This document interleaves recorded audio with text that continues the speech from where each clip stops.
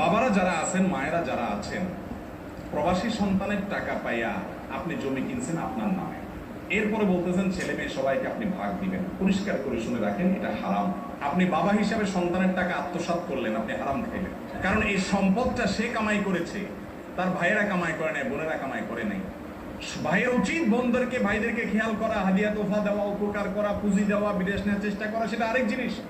আপনি জবরদস্তি তার কামাই করা টাকা দিয়ে জমি কিনে এবার সব ছেলে মেয়েরা ভাগ দিবেন। তারা তো কামাই করে নাই, কিসের ভিত্তিতে তারা ভাগ পাবে? এটা হারাম। কিন্তু অনেক মা বাপ এই হারাম কাজটা করে টের পায় না, মনে করতেছেন ছেলেরটাই তো, আমারটাই তো, আমারটাই তো, ছেলেরটাই তো। না, অ্যাকাউন্ট প্রত্যেকের আলাদা আলাদা। এক সন্তানের সম্পদ আপনি অন্য সন্তানকে দিয়ে দিবেন, এই অধিকার ইসলাম আপনাকে দেয় নাই।